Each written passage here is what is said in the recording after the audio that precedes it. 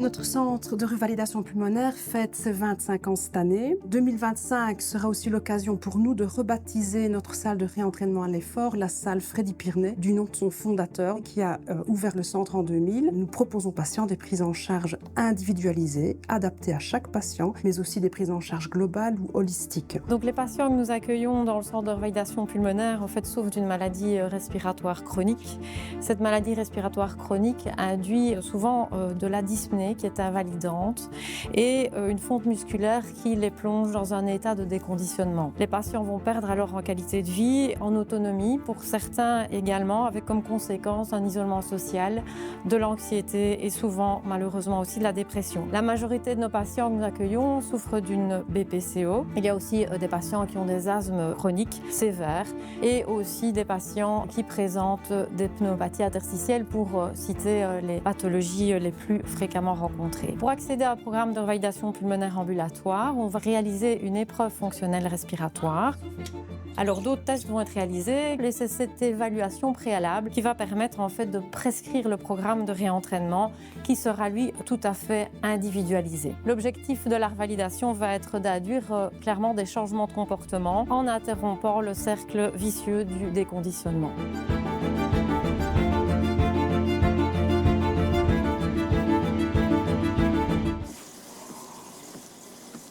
Mon travail d'ergothérapeute en revalidation pulmonaire consiste surtout à aider les patients à mieux vivre avec leur maladie au quotidien. Je les accompagne à l'utilisation correcte de leur traitement, donc les traitements inhalés, mais aussi leur oxygène au niveau de la gestion.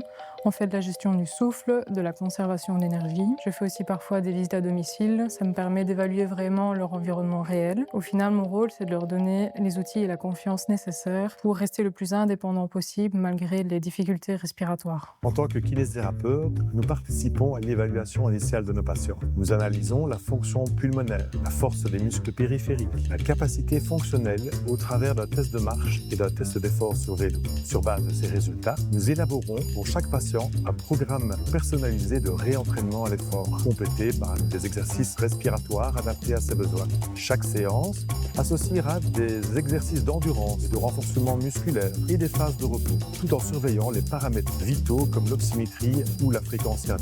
Les exercices respiratoires réalisés individuellement aident également à mieux gérer le souffle afin d'améliorer la tolérance à l'effort et la qualité de vie au quotidien. L'intervention diététique a vraiment sa place en revalidation pulmonaire car tous nos patients sont à risque de dénutrition. Donc on va commencer par un dépistage de la dénutrition chez tout le monde. Ensuite, les patients qui sont dénutris, on va mettre en place un enrichissement protéino-énergétique.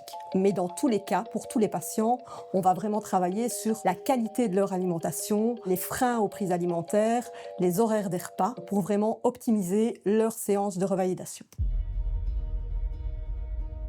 Je suis un des kinés de l'équipe, mais également tabacologue, ce qui me permet d'aider, d'accompagner au mieux nos patients fumeurs, s'ils le désirent évidemment, vers un arrêt du tabac. On peut les aider avec différentes techniques, soit on les dirige vers les substituts nicotiniques, soit on peut les diriger vers un traitement plus médicamenteux, soit également on peut les diriger vers des techniques comme l'hypnose, l'acupuncture ou la relaxation. Le patient qui suit un programme de revalidation pulmonaire ici au CHU est automatiquement vu par tous les membres de l'équipe.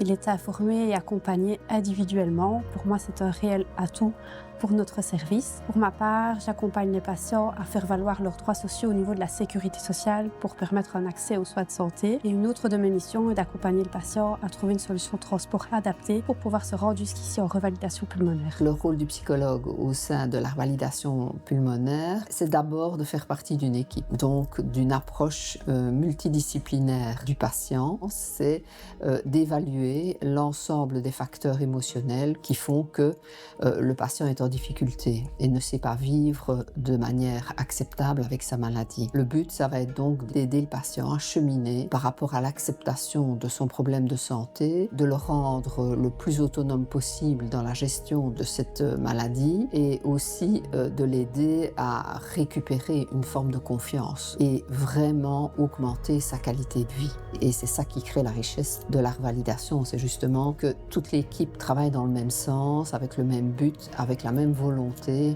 d'autonomiser le patient, de le rendre acteur de sa santé, et ça passe justement par différentes approches.